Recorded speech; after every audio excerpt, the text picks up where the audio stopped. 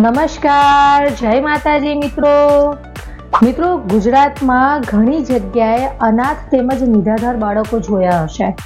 આવા બાળકોનું ભરણ પોષણ તેમજ તેની સાર સંભાળ રાખવાની જવાબદારી સરકાર ઉઠાવે છે અને તેમને મહિને 3000 રૂપિયાની સહાય આપે છે।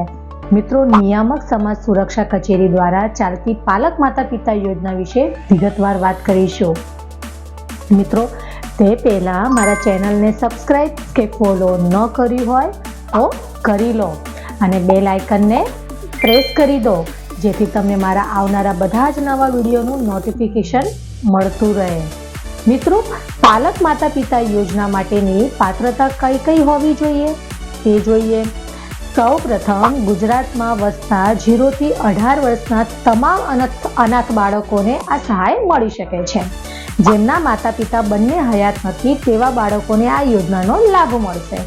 મિત્રો, જો પિતાનું અવસાન થવાથી માતાએ પુનઃ લગ્ન કરેલા હોય તેવા નિરાધાર અનાથ બાળકોને સાર સંભાળ નજીકના સગા સંબંધીઓ કરતા હોય છે, તેવા બાળકોને આ યોજનાનો લાભ મળશે।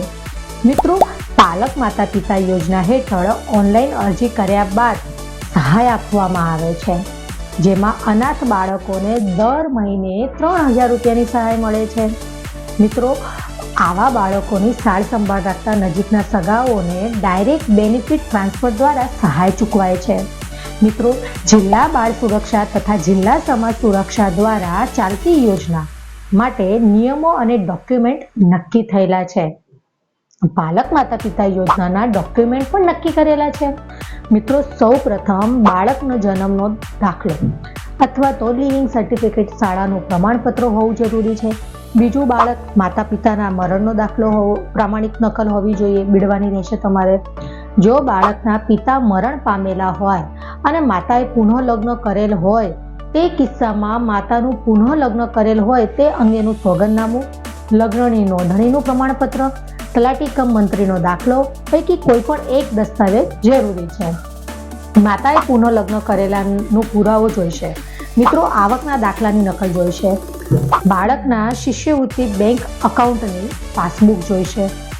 બાળક અને પાલક માતા પિતાના સંયુક્ત બેંક ખાતાની પાસબુકની નકલ પણ જોઈશે। બાળકના આધાર કાર્ડની નકલ પણ જોઈશે। મિત્રો, બાળક હાલમાં જે ધોરણમાં અભ્યાસ કરતો હોય તેના પ્રમાણપત્રની નકલ પણ પાલક માતા પિતાના આધાર કાર્ડની નકલ। મિત્રો, પાલક માતા પિતા યોજનાને ધ્યાનમાં લઈને સહાય મંજૂર કરવાની પ્રક્રિયા જિલ્લા સમાજ સુરક્ષા અધિકારીશ્રીને અધ્યક્ષ સ્થાને થાય છે, જે માટે સ્પોન્સરશિપ એન્ડ સમિતિ દ્વારા મંજૂર કે ના મંજૂર કરવામાં આવે છે। મિત્રો, પાલક માતા પિતા યોજના માટે અરજી ક્યાં કરવી તે જોઈએ। આ યોજના ડાયરેક્ટ સોશિયલ ડિફેન્સ એટલે કે નિયામક સમાજ સુરક્ષા દ્વારા ચાલે છે। આ યોજના લાભ લેવા માટે આ કચેરી ખાતે અરજી કરવાની હોય છે। મિત્રો, આ સિવાય ઓનલાઈન પણ એપ્લિકેશન તમે સમાજ કલ્યાણ પોર્ટલ પર જઈને અરજી કરી શકો છો। મિત્રો, ગુજરાત સરકાર શ્રીની આ યોજનાનો લાભ લેવા માટે અરજીનો એક નિયત નમૂનો જે મેં મારા ડિસ્ક્રિપ્શન બોક્સમાં મૂકેલ છે ત્યાં જઈને તમે ડાઉનલોડ પણ કરી શકો છો। મિત્રો, પાલક માતા પિતા યોજનાની ઓનલાઈન અરજી કેવી રીતે કરવી તેને હવે સ્ટેપ બાય સ્ટેપ માહિતી મેળવીશું। મિત્રો, સૌપ્રથમ ગૂગલમાં ઈ સમાજ કલ્યાણ પોર્ટલ ટાઈપ કરવાનું રહેશે, જેમાં ઈ સમાજ કલ્યાણ પોર્ટલની ઓફિશિયલી વેબસાઇટ ખુલશે। ત્યારબાદ એક હોમ પેજ પર ડાયરેક્ટ સોશિયલ ડિફેન્સ પર ક્લિક કરવાનું રહેશે, જેમાં પાલક માતા પિતા યોજના પર ક્લિક કરીને સંપૂર્ણ માહિતી વાંચી લેવાની રહેશે।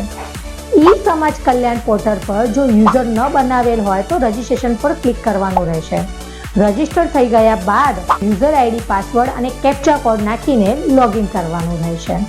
લોગિન કર્યા બાદ એમાં નિયામક સમાજ સુરક્ષા ટેબમાં આપેલા પાલક માતા પિતા યોજના પર ક્લિક કરવાનું રહેશે, જેમાં વ્યક્તિગત માહિતી, બાળકની માહિતી, બાળકના સગા ભાઈ બહેનની માહિતી વગેરે ભરવાની રહેશે। ત્યારબાદ મિત્રો, માગ્યા મુજબના ડોક્યુમેન્ટ અપલોડ કરવાના રહેશે। ત્યારબાદ એકરાર ફોર્મ ભરવાનું રહેશે। અરજીને સેવ અને કન્ફર્મ કરવાની લાટમાં રહેશે। આવી રીતે તમારી ઓનલાઈન અરજીની પ્રક્રિયા પૂર્ણ થઈ જાય છે। મિત્રો, તમને આ વિડીયોમાં બધી જાણકારી આપી છે, પરંતુ તમને કોઈ સવાલ હોય કે કોઈ ક્વેરી હોય તો તમે મને કમેન્ટ કરીને પૂછી શકો છો. મિત્રો, તમને આ વિડીયો ગમ્યો હોય તો લાઈક કરો અને વધુમાં વધુ લોકોને શેર કરો, જેથી જરૂરિયાતમંદ લોકો સુધી આ વિડીયો પહોંચી શકે અને આ વિડીયોનો લાભ લઈ શકે. ધન્યવાદ મિત્રો.